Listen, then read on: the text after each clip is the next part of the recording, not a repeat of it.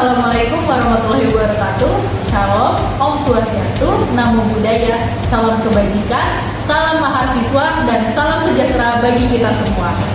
Hai teman-teman, perkenalkan kami dari kelompok Alpha Glory yang beranggotakan Adelia Vita Arzeti, Elisa Nabila Putri, dan Nur Putri Cahyningsih. Kami berasal dari Universitas Bhayangkara Jakarta Raya. Pada kesempatan kali ini, kami tim Alpha Glory akan mempresentasikan tentang analisis perencanaan penggunaan metode pembimbingan terhadap perkembangan sektor pertanian di Papua. Mari kita simak. Sebelum kita ke penjelasan lebih lengkapnya, saya akan mengulang kembali kasus yang diberikan kepada kelompok kami mengenai Pupuk Kaltim's Corporate Responsibility in Papua, Opportunities and Challenges.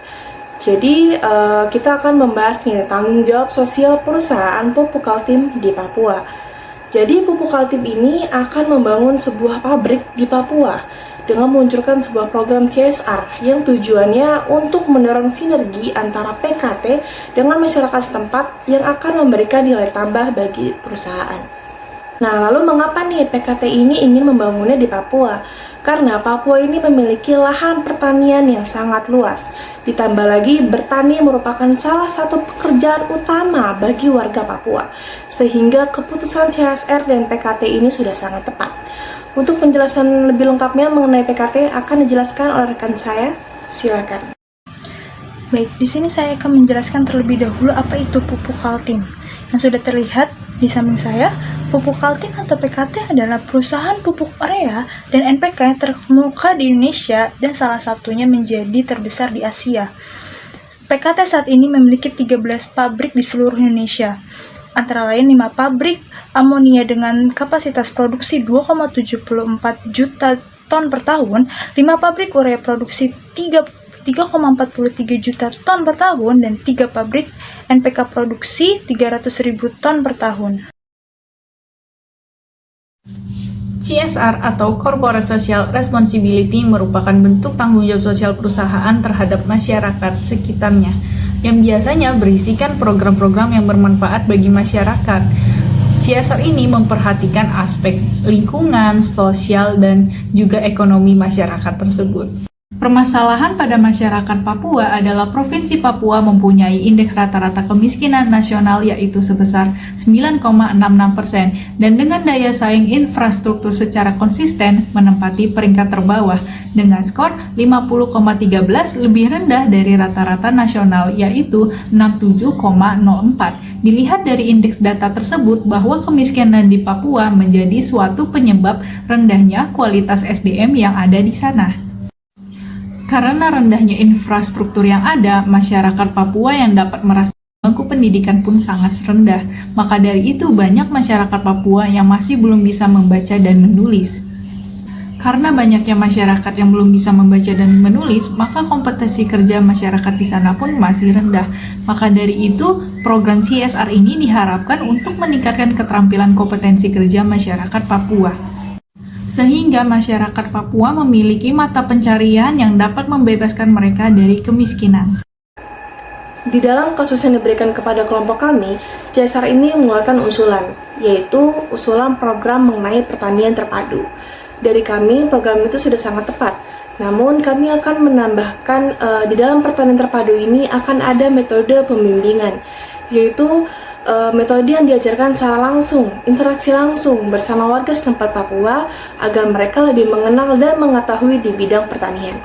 Tentunya metode pembimbingan ini akan didampingi secara langsung oleh tenaga ahli dari PKT.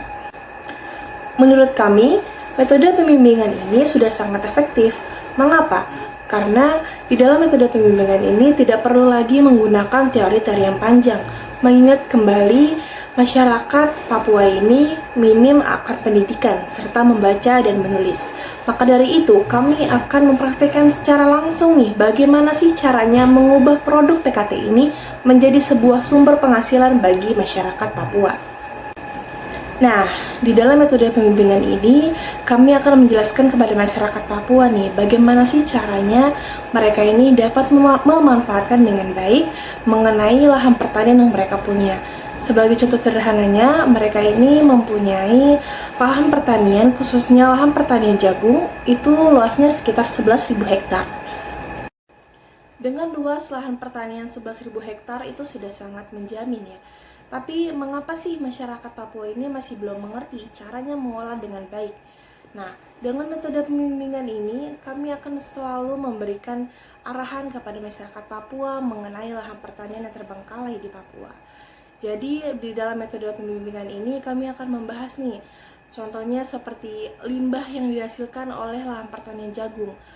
Masyarakat Papua ini harus tahu bahwa limbah pertanian jagung pun akan menghasilkan sumber penghasilan untuk mereka. Contohnya itu bisa berupa kerajinan tangan seperti bunga, tas, dan lain-lain sebagainya.